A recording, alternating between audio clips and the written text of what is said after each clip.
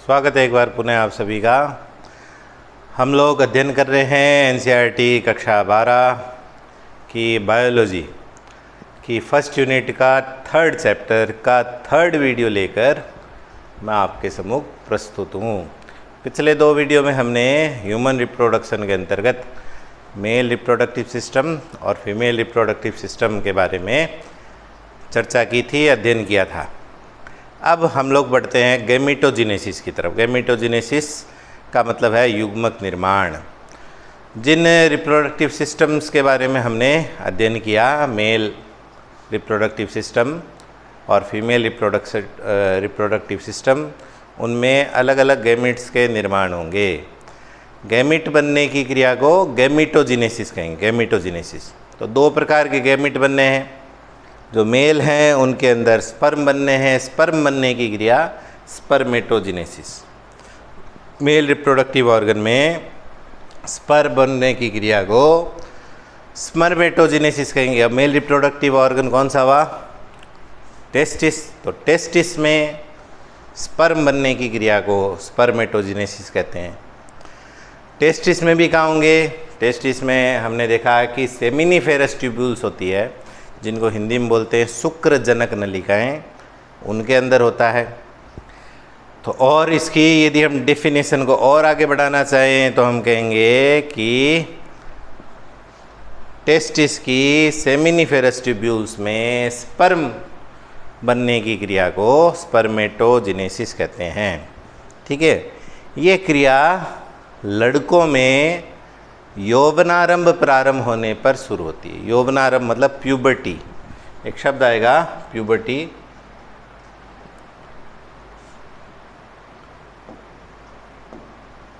Puberty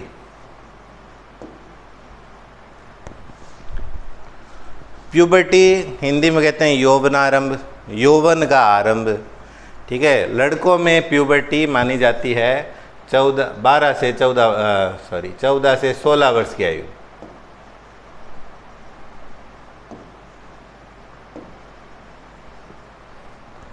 चौदह से 16 वर्ष की आयु। तो लड़कों में ये स्पर्मेटोजेनेसिस की क्रिया प्रारंभ होगी कब? जब वह 14 वर्ष की आयु को प्राप्त करेंगे, जब उनमें प्यूबर्टी आ जाएगी, यौवनारंभ हो जाएगा, और ये क्रिया फिर उसकी जीवन पर्यंत जारी रहती है। ठीक है, जब तक नर की यानी पुरुषों की मृत्यु नहीं हो जाती तब तक उनके शरीर में शुक्र जनन की क्रिया अनवरत जारी रहती है। ठीक है, और शुरू कब होगी? 14 से 16 वर्ष की आयु के मध्य प्रारंभ होगी। तो देखते हैं स्पर्मेटोजेनेसिस की प्रोसेस को कि कैसे होगा। सबसे पहले जैसे हमने उस टेस्टिस की स्ट्रक्चर देखी थी, तो टेस्टिस की स्ट्रक्चर में हमने देखा था कि उसमें जो सेमिनिफेरस ट्यूब्यूल्स है उसके अंदर दो टाइप की कोशिकाएं होती है। एक तो लंबी लंबी कटी फटी कम संख्या में सर्टोली सेल, जिनको हमने नर सेल की भी संख्या दी थी, और दूसरा है male germ cell. Male germ cell, male germ cell जो है उसका दूसरा नाम था स्पर्मेटोगोनियम सिंगुलर में, और प्लूरल में उसका नाम हो गया स्पर्मेटोगोनिया। तो ये एक स्पर्मेटोगोनिया दिखाया मैंने। ऐसे असंख्य होंगी स्पर्मेटोगोनिया, बहुत सारी होंगी स्पर्मेटोगोनिया। तो एक दिखाया इसलिए इसका नाम दे दिया स्पर्मेटोगोनियम। ये 2n होंगी, डिप्लॉइड सेल है 2n। ठीक है, स्पर्मेटोगोनियम। अब इन स्पर्मेटोगोनियम को भी तो किसी सेल ने बनाया होगा। तो एकदम जो शुरुआती सेल जिनकी हम मान सकते हैं कि जिन्होंने उन सेमिनिफेरस ट्यूब्यूल की सबसे पहली कोशिकाएं थी, सबसे शुरुआती कोशिकाएं जिन्होंने स्पर्मेटोगोनियम को बनाया, तो उनके लिए हम लोग कह देते हैं आदि जनन कोशिकाएं, प्रीमोर्डियल जर्म सेल। आदि जनन कोशिकाएं या प्रीमोर्डियल जर्म सेल, तो उन्होंने बनाया स्पर्मेटोगोनियम को। ठीक है, अब ये स्पर्मेटोगोनियम जो है ये बारंबार समसूत्री विभाजन करता रहेगा। इसमें माइटोटिक डिवीजन होगा और इनकी संख्या में वृद्धि होगी। तो एक से बनेंगे दो, दोनों ही क्या होंगे? माइटोटिक डिवीजन है, इसलिए क्रोमोसोम्स उतने रह गए 2n। 2 से बनेंगे 4,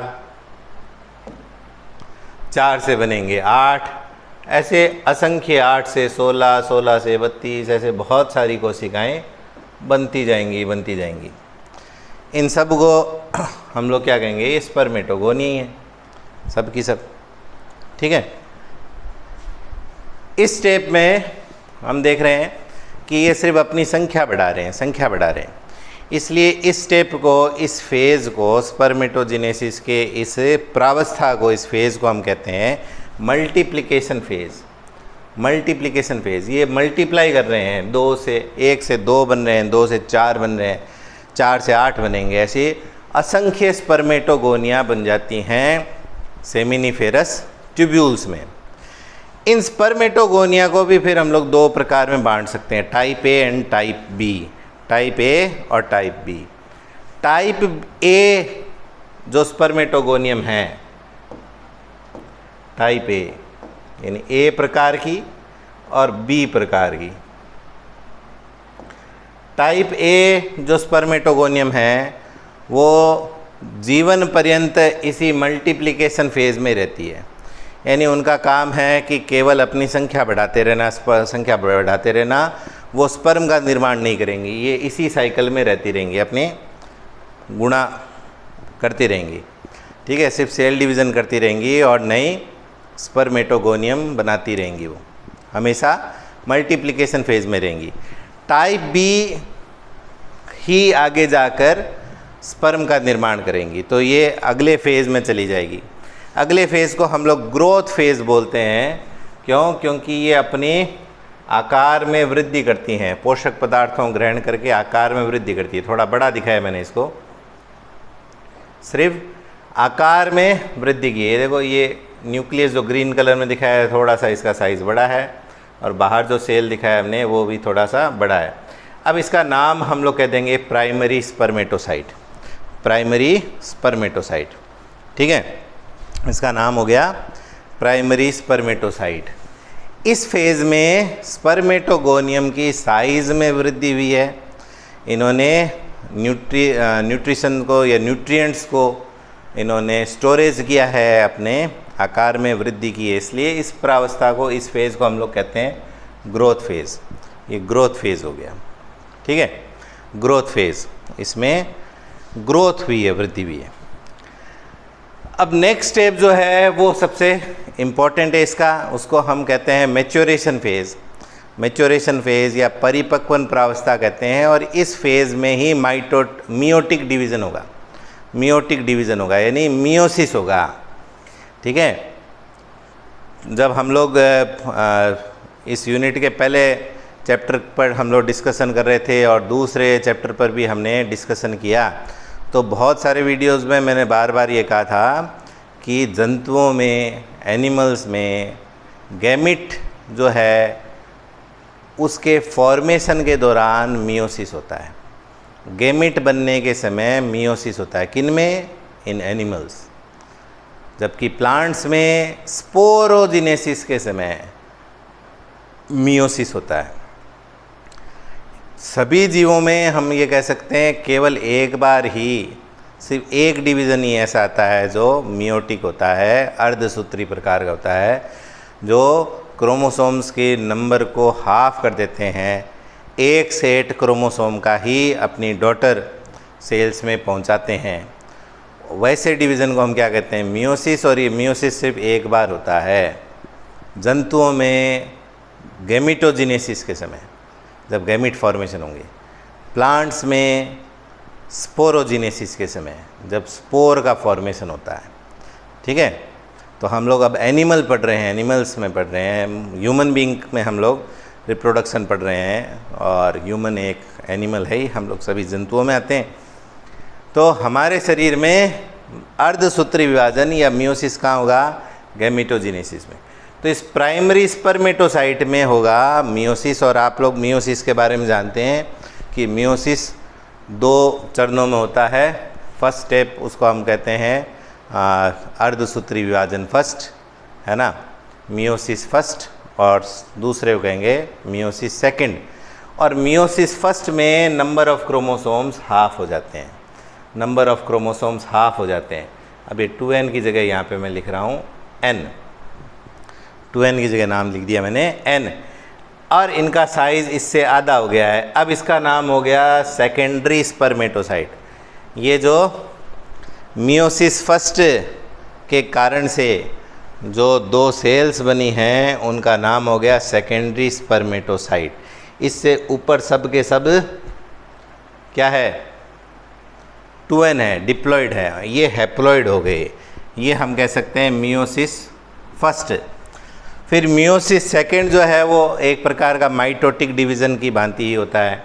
तो इससे इन दोनों से 2 सेल और बनेंगी अर्धसूत्री विभाजन सेकेंड में, और इनके अंदर नंबर ऑफ क्रोमोसोम्स इतने रह गए, साइज़ और छोटा हो गया। अब इनका नाम हो गया स्पर्मेटिड। स्पर्मेटिड्स को हिंदी में शुक्राणु पूर्वी या शुक्राणु प्रसू नाम दिया गया है। एनसीईआरटी में नाम दिया है शुक्राणु प्रसू। बाकी बुक्स में, बहुत सारी बुक्स में इनको कहते हैं शुक्राणु पूर्वी, क्योंकि ये वास्तविक स्पर्म नहीं है, ये स्पर्म की पहले की स्ट्रक्चर है। ये जो जिसमें मियोटिक डिवीज़न हुआ है, इस फेज़ के लिए नाम है मैच्योरेशन फेज़। इस फेज़ के लिए नाम है मैच्योरेशन फेज़, ठीक है, परिपक्वन प्रावस्था। तो 3 प्रावस्था में बांटा हमने इसको। मल्टीप्लिकेशन, जिसमें अपनी संख्याएं बढ़ाता है। ग्रोथ फेज़, जिसमें ये अपनी ग्रोथ करता है, वृद्धि करते हैं स्पर्मेटोगोनिया, अपनी ग्रोथ करता है। ग्रोथ करने पर इनका नाम हो जाता है प्राइमरी स्पर्मेटोसाइट। और जो सेल ग्रोथ फेज़ में चली जाती हैं वो सब की सब टाइप बी स्पर्मेटोगोनिया है, वो सब की सब इसमें चलेगी ग्रोथ फेज़ में। प्राइमरी स्पर्मेटोसाइट में अर्धसूत्री विभाजन यानी मियोसिस होता है। मियोसिस फर्स्ट जब होता है तो ये प्राइमरी स्पर्मेटोसाइट कन्वर्ट हो जाता है सेकेंडरी स्पर्मेटोसाइट में, जिनमें नंबर ऑफ क्रोमोसोम्स हैप्लॉइड हो जाते हैं, ठीक है। और इनमें जब मियोसिस सेकेंड होता है तो स्पर्मेटिड्स बनते हैं, स्पर्मेटिड्स। ये स्पर्मेटिड जो हैं ये गोल है इनकी संरचना, नॉन मोटाइल हैं। नॉन मोटाइल मतलब अचल हैं, इनमें चलने के लिए इनमें कोई बॉडी पार्ट ऐसा नहीं है जो इनको तैरने में सहायता करेगा, क्योंकि इनको ही स्पर्म को ही ओवम तक पहुंचना पड़ता है, ठीक है। तो इनमें चलने का कोई साधन नहीं है, इनकी आकृति अलग है, इनका शरीर अभी बड़ा है। हालांकि हमने साइज़ देखो छोटा किया है बार बार। तो एक स्पर्मेटिड जो कि राउंड है शेप में, जो कि नॉन मोटाइल है, इसका ट्रांसफॉर्मेशन होगा। हम ये कहेंगे इसका कायांतरण होगा, इसका रूप रंग सब कुछ चेंज हो जाएगा और ये एक स्पेशलाइज्ड स्ट्रक्चर में कन्वर्ट हो जाएगा जो कि मोटाइल है। उसकी डिज़ाइन भी, उसकी आकृति भी शरीर कोशिका की बिल्कुल ही अलग है, इससे बिल्कुल ही नहीं मिलती है। तब जाकर ये किस में कन्वर्ट होंगे, स्पर्म में। ये स्पर्म में कन्वर्ट हो गए। ये स्पर्म हम लोग कहते हैं स्पून शेप होता है। इनकी आकृति जो होती है चम्मच जैसी होती है। ये गोल है, ये चम्मच जैसे हैं, ठीक है। ये अचल है, इसमें चलने के लिए पूंछ है, तैरने के लिए इसमें पूंछ है। ये जो कन्वर्जन है, इसका रूप में परिवर्तन हो गया, इस प्रोसेस को हम बोलते हैं स्पर्मियोजेनेसिस। इसके लिए नाम क्या आएगा, स्पर्मियोजेनेसिस। स्पर्मियोजेनेसिस को हिंदी में बोल देते हैं शुक्र कायांतरण। शुक्र कायांतरण यानी शुक्राणु का कायांतरण, काया बदल गई उसकी, उसका बॉडी ही बिल्कुल चेंज हो गई। स्पर्मियोजेनेसिस, ठीक है, स्पर्मियोजेनेसिस हुआ इसका। स्पर्मियोजेनेसिस के कारण से ही है। अब इनमें क्या क्या चेंजेस हुआ, कुछ चेंजेस पर हम लोग यहाँ पे डिस्कशन करते हैं। बाकी हम लोग जब स्पर्म की स्ट्रक्चर का हम लोग जब वर्णन देखेंगे अभी आगे की स्लाइड्स में, तब और उसमें क्लेरिफाई हो जाएगा। पहली बात यह है कि ये स्पर्मेटिड की तुलना में स्पर्म बहुत ही छोटी कोशिका है। ह्यूमन बॉडी की सबसे छोटी सेल स्पर्म है शुक्राणु मानव शरीर की सबसे छोटी कोशिका है, हमारे शरीर की सबसे छोटी कोशिका है। तो इसको क्या करना होगा, अब इसको तैर कर पहुंचना है ओवम तक। कल हमने पिछले वीडियो में हमने फीमेल रिप्रोडक्टिव स्ट्रक्चर देखा था, तो हमने देखा था ओव्यूलेशन के समय जब ओवम रिलीज़ होता है तो वो ओवम को तो फेलोपियन ट्यूब में जो सीलिया है, सीलिएटेड एपिथेलियम है, वो उसको धक्का मार मार के आगे पहुंचाती है। क्यों? क्योंकि उसमें खुद में किसी प्रकार की चलने के लिए फ्लेजिला नहीं है। ठीक है, तो इसमें फ्लेजिला बनानी है चलने के लिए। तो तैर के जाना है तो इसको हल्का होना होगा, छोटा होना होगा। तो इसमें जितने भी साइटोप्लाज्म हैं उन सब को बाहर निकाल दिया जाता है। बहुत ही नाम मात्र का, नेग्लिजिबल, नगण्य साइटोप्लाज्म बचता है, कोशिका द्रव्य नाम मात्र का बचता है। अनावश्यक कोशिकांग जितने भी है, राइबोसोम हैं, लाइसोसोम हैं, अदर और हम लोग सेल ऑर्गेनेल पढ़ते हैं, उन सब को निकाल दिया जाता है। सिर्फ 2-3 बचते हैं। एक न्यूक्लियस तो बचेगा ही, क्योंकि इसके अंदर इसको क्रोमोसोम्स पहुंचाने हैं। अब ये एकदम छोटा क्यों बनाते हैं इसको? शुक्राणु का जनन में केवल इतना ही योगदान है कि वो 23 गुणसूत्र पहुंचाता है, 23 क्रोमोसोम्स पहुंचाता है ओवम को। बाकी सब जिम्मेदारी ओवम की है। ठीक है, तो इसको कुछ ले जाना नहीं है, न्यूट्रिशन वगैरह। तो इसका जो न्यूक्लियस है उसमें भी न्यूक्लियोलस, जिसको हम केंद्रिका बोलते हैं, उसको बाहर निकाल दिया जाता है। केंद्रक झिल्ली भी बहुत ही पतली हो जाती है। केंद्रक द्रव्य जो है, जिसको हम कैरियोप्लाज्म कहते हैं, कैरियोप्लाज्म भी लगभग पूरा निकाल दिया जाता है। केवल कंडेंस्ड क्रोमेटिन मटेरियल पाया जाता है, या जेनेटिक मटेरियल बचता है। बाकी सब कुछ बाहर निकाल दिया जाता है। और इस केंद्रक की आकृति भी राउंड की जगह लगभग तिकोणी हो जाती है। ठीक है, ट्रायंगुलर शेप जैसा हो जाता है, आगे से नुकीला, पीछे से थोड़ा चौड़ा। तो एक तो न्यूक्लियस बचा। दूसरा होता है इसमें एक्रोसोम नाम की एक संरचना जो गोल्जी काय से बनती है। इसका गोल्जी काय, इसकी गोल्जी बॉडी जो है वो इस स्पर्म में आगे, न्यूक्लियस का आगे एक टोपीनुमा संरचना बनाती है, जिसको गेलिया कैपिटिस या एक्रोसोम कहते हैं।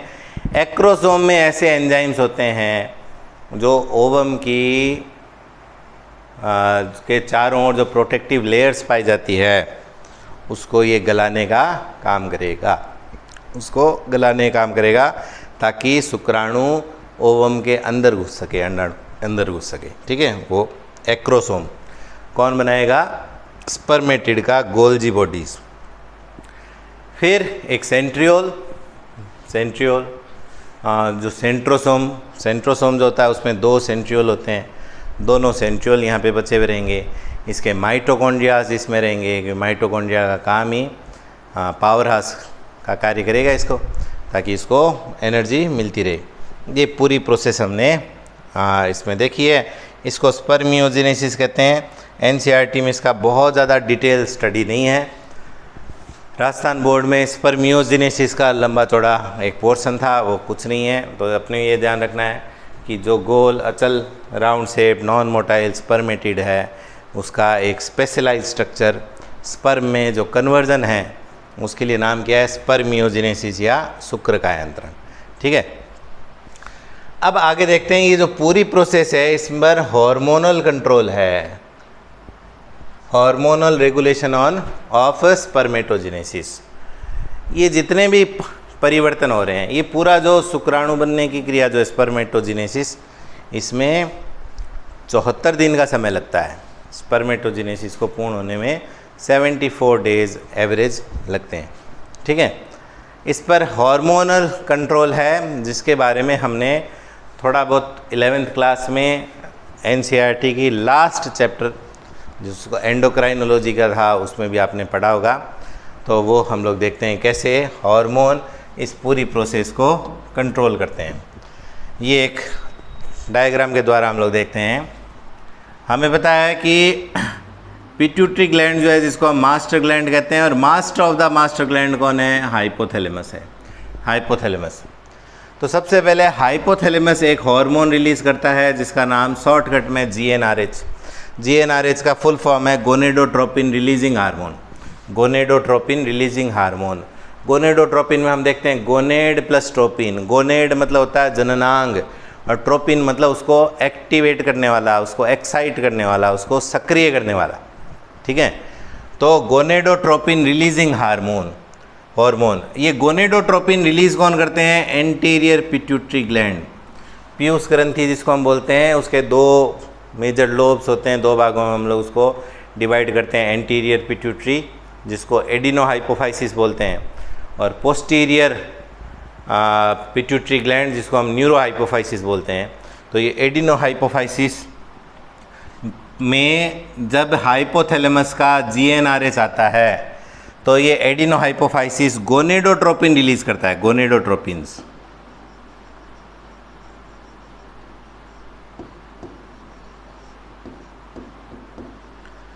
गोनेडोट्रोपिन्स रिलीज करता है।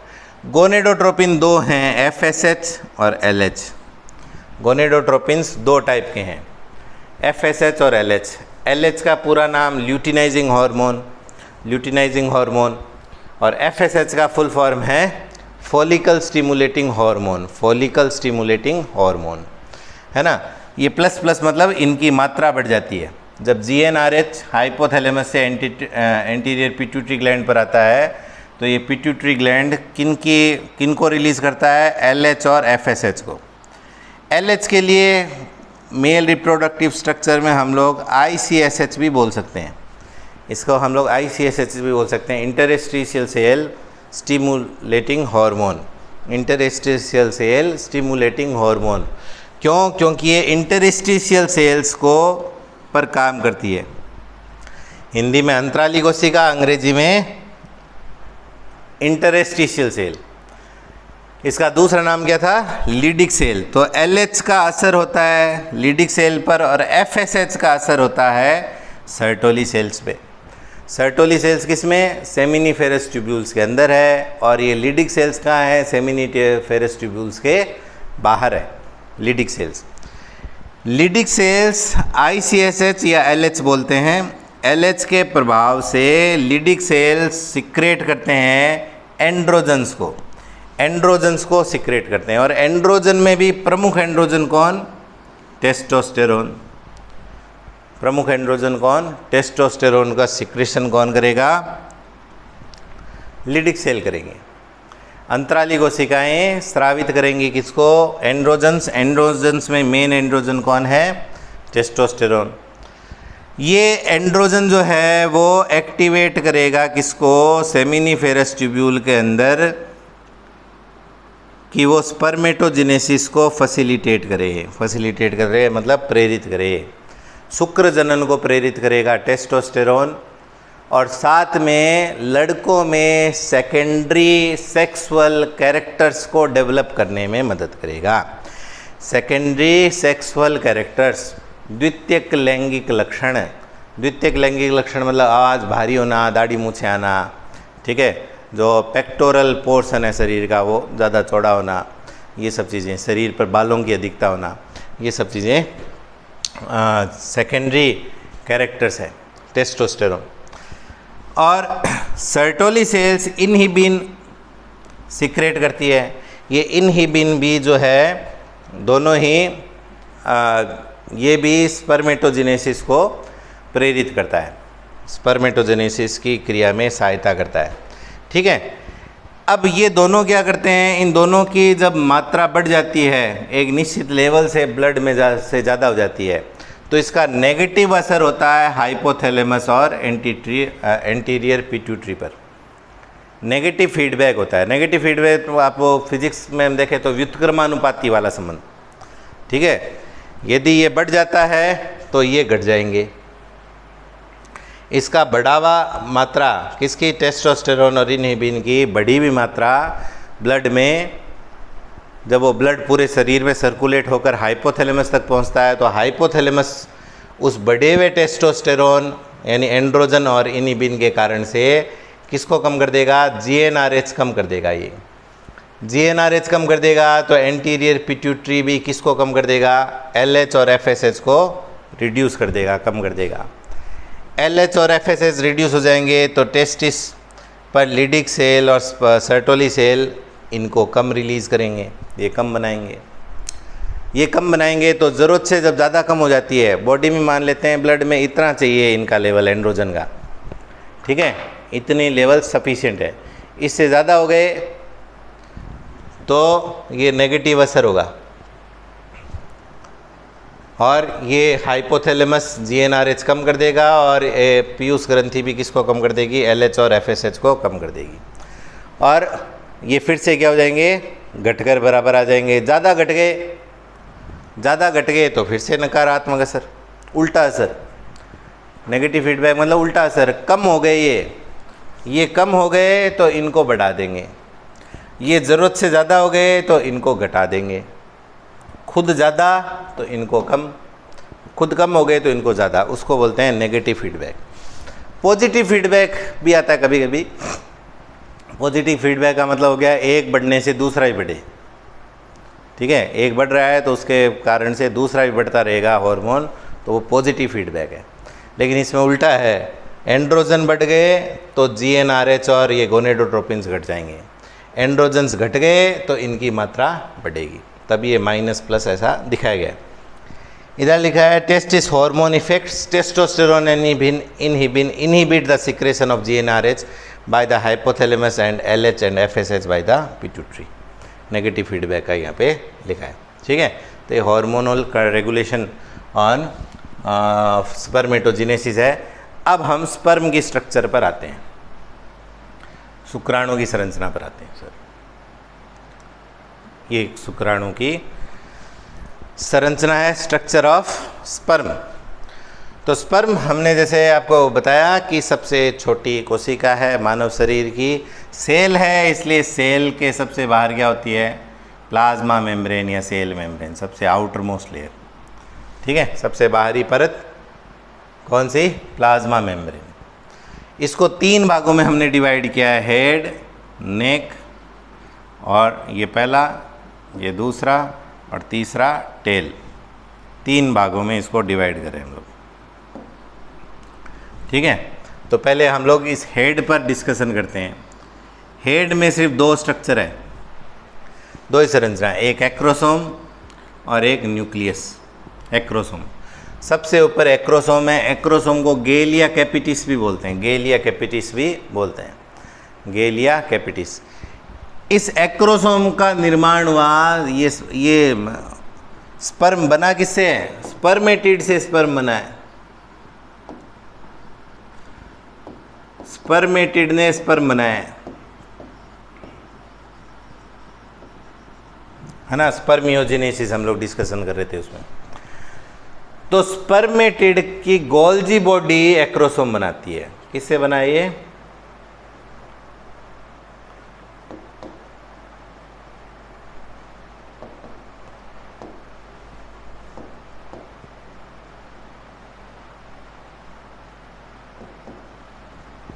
गोल्जी बॉडी ऑफ स्पर्मेटिड, ठीक है, एक्रोसोम। इस एक्रोसोम में अंडाणु की झिल्लियों को एक के चारों ओर यूजुअली 3 मेम्ब्रेन पाई जाती है, सबसे बाहर कोरोना रेडिएटा, फिर जोना पेल्यूसिडा, फिर वाइटिलाइन मेम्ब्रेन, है ना।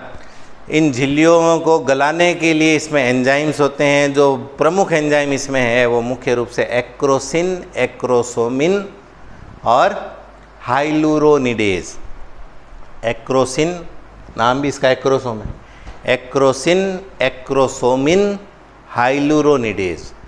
और भी एंजाइम्स होते हैं लेकिन ये 3 मेजर एंजाइम्स है, एक्रोसिन, एक्रोसोमिन, हाइलुरोनिडेज। ये तीनों ही क्या करते हैं, अंडे के चारों ओर जो झिल्लियाँ पाई जाती है, मेम्ब्रेन पाई जाती हैं, उनको ये गलाने का कार्य करेंगे, ठीक है। फिर चलते हैं न्यूक्लियस। न्यूक्लियस में केवल क्या है, कंटेनिंग क्रोमोसोमल मटेरियल, सिर्फ 23 क्रोमोसोम है ये मान लो, वो भी बिल्कुल कंडेंस्ड, सिकुड़े में। इसके अंदर कैरियोप्लाज्म, जिसको हम केंद्रक द्रव्य कहते हैं, वो नाम मात्र का नगण्य है। केंद्रक के अंदर केंद्रिका होती है, न्यूक्लियोलस, वो भी नहीं पाई जाएगी, ठीक है। और ये संगनित, ये हो गया इसमें। इसकी नेक में 2 सेंट्रियोल पाए जाते हैं, सेंट्रियोल, 2 सेंट्रियोल पाए जाते हैं। एक जो इसके ठीक नीचे है, किसके, न्यूक्लियस के ठीक नीचे है, उसके लिए हम कहेंगे समीपस्थ तारक केंद्र, समीपस्थ तारक केंद्र।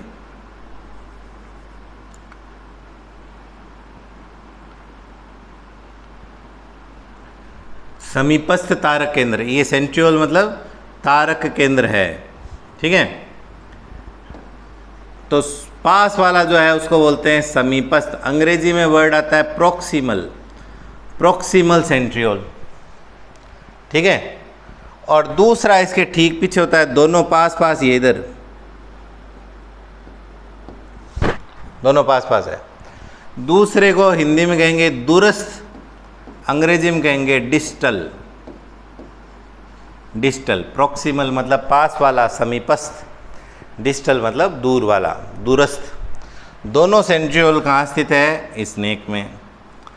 प्रोक्सिमल सेंट्रियोल का काम है कि जब फर्टिलाइजेशन होगा, फर्टिलाइजेशन होगा तो जब वो स्पर्म अंदर घुस जाएगा ओवम के अंदर, तब वहाँ पे शुरुआती जो सेल डिवीज़न है, जाइगोट में जो जाइगोट फॉर्मेशन होगा, उसके बाद जो शुरुआत में जो एम्ब्रियो डेवलपमेंट में जो शुरुआती जो विभाजन है, सेल डिवीज़न है, जिसको हिंदी में विदलन, अंग्रेजी में बोलते हैं क्लीवेज, उस क्लीवेज को प्रारंभ करना इसका काम है।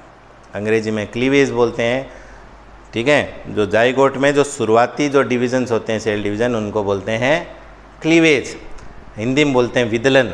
तो विदलन को प्रेरित करना, को इंड्यूस करना, शुरू करना, वो काम किसका है, प्रोक्सिमल सेंट्रियोल का। और जो डिस्टल है, जो इसके ठीक पीछे है, उस डिस्टल से इस शुक्राणु की जो पूंछ है, इस पूंछ के अक्षीय तंतु बनते हैं, एक्सोनीम बनते हैं।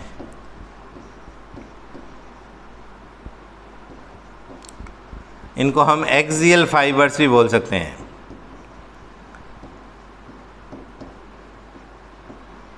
ये किसका काम है, डिस्टल सेंट्रियोल का काम है कि शुक्राणु की पूंछ की एक्सोनीम या एक्सियल फाइबर्स बनाना है। ये शुक्राणु की जो पूंछ है ये फ्लेजिला की तरह है और इसमें 9+2 की व्यवस्था होती है। फ्लेजिला और सीलिया की इंटरनल स्ट्रक्चर आपने 11th क्लास में आपने सेल वाले चैप्टर में पढ़ा है। तो 9 पेरिफेरल फाइबर्स पाए जाते हैं, 2 सेंटर में 2 पाए जाते हैं, तो 9+2 कहते हैं। तो 9+2 फाइबर्स किससे बनेंगे, ये उसकी उत्पत्ति, उसकी ओरिजिन डिस्टल सेंट्रियोल से, डिस्टल सेंट्रियोल से है। डिस्टल सेंट्रियोल को हम ये भी कह सकते हैं कि ये शुक्राणु की पूंछ की बेसल ग्रेन्यूल की भांति कार्य करता है। तो हम ये कह सकते हैं शुक्राणु की पूंछ की ये बेसल ग्रेन्यूल है, आधार कणिका है, उसका बेस है, ठीक है। और इसी से ये 9 और 2 फाइबर्स बनते हैं। इसकी ओरिजिन यहाँ से अंदर से, ये नेक हो गया। नेक के बाद में, सॉरी, ये शुरुआत में एक चीज़ रहेगी, ये मिडिल पीस और आ गया और टेल को हम चौथा मानेंगे। 4 भाग हो गए, हेड, नेक, मिडिल पीस और टेल। मिडिल पीस बीच में मैं बताना भूल गया था, तो इसको थोड़ा रेक्टिफाई कर लेंगे आप कि हम लोग जो स्पर्म की स्ट्रक्चर है उसको 4 भागों में डिवाइड करते हैं, हेड, नेक, मिडिल पीस और चौथा टेल, ठीक है। एक बार ये पूरा लिखा हुआ मैं इसको मिटाता हूँ।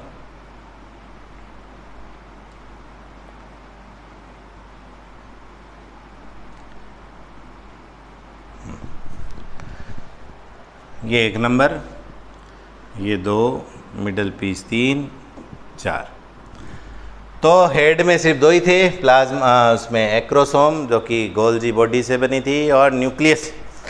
और नेक में भी सिर्फ 2 सेंट्रियोल हैं, एक प्रोक्सिमल शुरू वाला पास वाला और एक दूर वाला डिस्टल।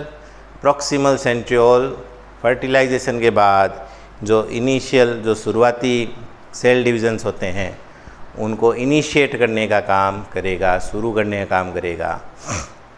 जबकि जो दूरस्थ तारक केंद्र है, सेंट्रियोल है, वो शुक्राणु की पूंछ के अक्षीय तंतु 9+2 जो है वो उनका निर्माण करता है, उसका बेसल ग्रेन्यूल का कार्य करता है। मिडिल पीस को हम लोग स्पर्म का पावर हाउस भी कह सकते हैं, क्योंकि इसमें माइटोकॉन्ड्रिया होते हैं, एनर्जी सोर्स फॉर स्विमिंग, जो इसको तैरने के लिए ऊर्जा प्रदान करेगा। ये माइटोकॉन्ड्रिया भी स्पेशल डिज़ाइन में जिगजैग में ऐसे एक इस टाइप से इनको सामूहिक रूप से मिडल पीस में जो माइटोकॉन्ड्रियाज है इनको एक साथ में हम लोग निबेन कर्ण भी बोलते हैं। निबेन कर्ण, इसके लिए शब्द आता है, इंग्लिश वर्ड है निबेन कर्ण।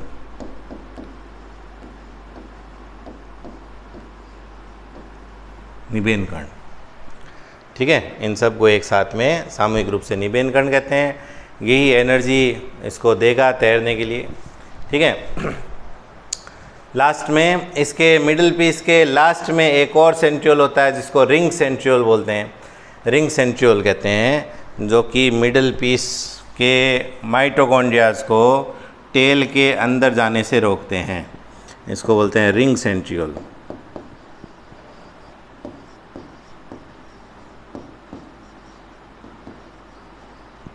रिंग सेंट्रियोल, ठीक है। माइटोकॉन्ड्रिया के बाहर पतली सी परत पाई जाती है, बचे खुचे साइटोप्लाज्म की पतली लेयर पाई जाती है। साइटोप्लाज्म नाम मात्र का होता है, आपको बताया था पहले ही, ताकि वो स्पर्मेटिड छोटा हो जाए, हल्का हो जाए, है ना। उस बचे खुचा जो थोड़ा बहुत जो बचा है साइटोप्लाज्म में, वो माइटोकॉन्ड्रिया के चारों ओर पतली लेयर के रूप में रहते हैं। उसके लिए नाम आता है मेंचेट, उसको बोलते हैं मेंचेट, ठीक है। तो मेंचेट के रूप में वो पाई जाती है। और लास्ट पोर्शन इसकी स्पर्म है, स्पर्म का लास्ट भाग जो है उसका टेल है। और टेल आपको बता ही दिया, फ्लेजिला है एक टाइप की, जिसमें 9+2 एक्सियल फाइबर्स पाए जाते हैं, तैरने का काम आता है, ठीक है। अब एक आध कोई छोटी छोटी बातें और इस एनसीईआरटी की बुक में है जिसको हम डिस्कस करते हैं। कभी हाँ,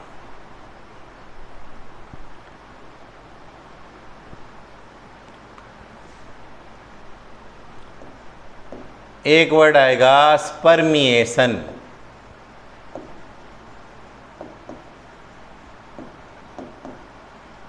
स्पर्मिएशन, स्पर्मिएशन का मतलब है कि सेमिनिफेरस ट्यूब्यूल से स्पर्म का बाहर निकलना, the release of sperm from seminiferous tubules, ठीक है।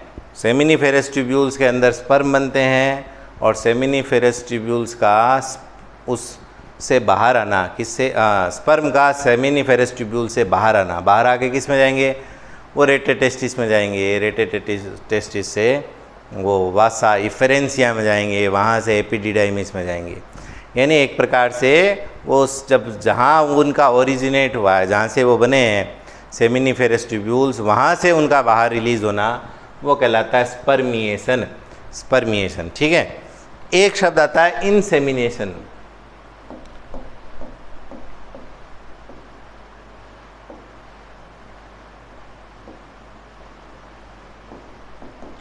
इंसेमिनेशन,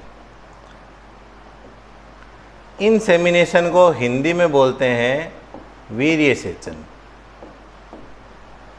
और स्पर्मिएशन के लिए हिंदी में कोई वर्ड मिला नहीं मेरे को, वीर्य सेचन बोलते हैं इंसेमिनेशन।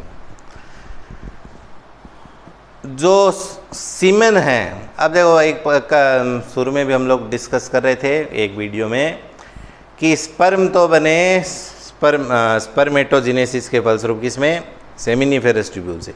सेमिनिफेरस ट्यूब्यूल से वो बाहर आ गए, उस प्रोसेस को बोला स्पर्मिएशन। बाहर आकर वो उन एक्सेसरी डक्ट्स में जाएंगे, रेटेटेस्टिस, वासा इफेरेंसिया, एपिडिडाइमिस में, वास डिफरेंस में। फिर वास डिफरेंस के लास्ट पोर्शन पर सेमिनल वेसिकल से सेमिनल प्लाज्मा उसमें मिलेगा या सेमिनल फ्लूइड उसमें मिलेगा, तब उसका नाम हो जाएगा वीर्य या सीमन। तो सीमन इक्वल्स टू क्या था, स्पर्म प्लस सेमिनल प्लाज्मा या सेमिनल फ्लूइड, ठीक है। तब उसका नाम क्या हो गया, वीर्य या हिंदी में वीर्य, अंग्रेजी में सीमन। उस सीमन का फीमेल रिप्रोडक्टिव ऑर्गन के अंदर त्यागना, उसके लिए नाम है वीर्य सेचन, उसके लिए नाम है वीर्य सेचन।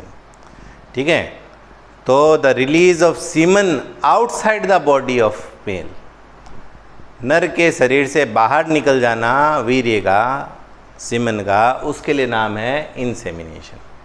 जनरली इसे फीमेल बॉडी के अंदर छोड़ा जाएगा।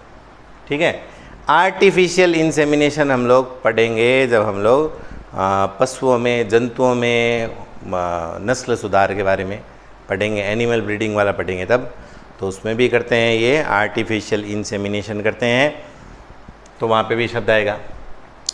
फिर एक और शॉर्ट नोट उसमें बताया गया है, जनरली इंटरकोर्स के दौरान जब ये इंसेमिनेशन होता है तो उसमें लगभग 20 से 30 करोड़, या हम कहेंगे 200 to 300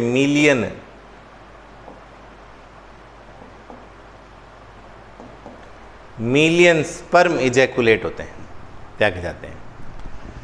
ठीक है, यानी मेल द्वारा फीमेल बॉडी के अंदर जब इंसेमिनेशन किया जाता है तो उसमें नंबर ऑफ स्पर्म्स कितने हैं, 20 से 30 करोड़ या 200 to 300 मिलियन उनकी संख्या है। ठीक है, ये संख्या बहुत ज़्यादा है। इनमें से एक नर को या पुरुष जनन सक्षम कब होगा, जब इन त्यागे गए करोड़ों की संख्या में जो शुक्राणु त्यागे गए हैं उनमें कम से कम 60% की आकृति, आकार सही हो, सही शेप और साइज में हो। ठीक है, क्योंकि बहुत ज़्यादा संख्या में बनते हैं स्पर्म, जब अति संख्या में कोई चीज़ बनाते हैं तो उसकी क्वालिटी प्रभावित होती है। तो 60% जो स्पर्म है वो सही आकृति वगैरह के होने चाहिए मिनिमम, और 40% जो सही है उनके 40% बहुत ज़्यादा तेज़ी से चलने वाले होने चाहिए। ठीक है, उनकी गतिशीलता बहुत तेज़ होनी चाहिए। ठीक है, विगरस मोबिलिटी ऐसा एक वर्ड आपको मिलेगा एनसीईआरटी बुक में। ठीक है, 40% ऑफ स्पर्म कैसे होने चाहिए, ऑफ विगरस मोबिलिटी होना चाहिए, बहुत तेज़ गति से चलने वाले होने चाहिए, तब वो मेल या पुरुष जो है वो फर्टाइल होगा, वो जनन सक्षम होगा, वो संतान उत्पत्ति करने के योग्य होगा। ये दोनों जो शब्द है एक एनसीईआरटी में पीछे जो क्वेश्चंस है उनमें एक इनमें अंतर पूछा गया है, तो हिंदी वाली किताब में थोड़ा सा उसमें मिस प्रिंटिंग है। ठीक है, जब चैप्टर ख़त्म होगा पीछे वाले क्वेश्चन आंसर में आपको दिखाएंगे। हिंदी एडिशन में कुछ मिस प्रिंटिंग है, उसमें स्पर्मिएशन के ब्रैकेट में वीर्य सेचन लिखा हुआ है, जबकि स्पर्मिएशन का हिंदी अनुवाद वीर्य सेचन नहीं होता है। वीर्य सेचन का हिंदी अनुवाद है, वीर्य सेचन का इंग्लिश में जो वर्ड है वो है इंसेमिनेशन। ठीक है, अब अगले वीडियो में हम लोग oogenesis पढ़ेंगे, अंडजनन की क्रिया पढ़ेंगे, जो इससे थोड़ी ज़्यादा कॉम्प्लिकेटेड है। बहुत बहुत धन्यवाद, आभार।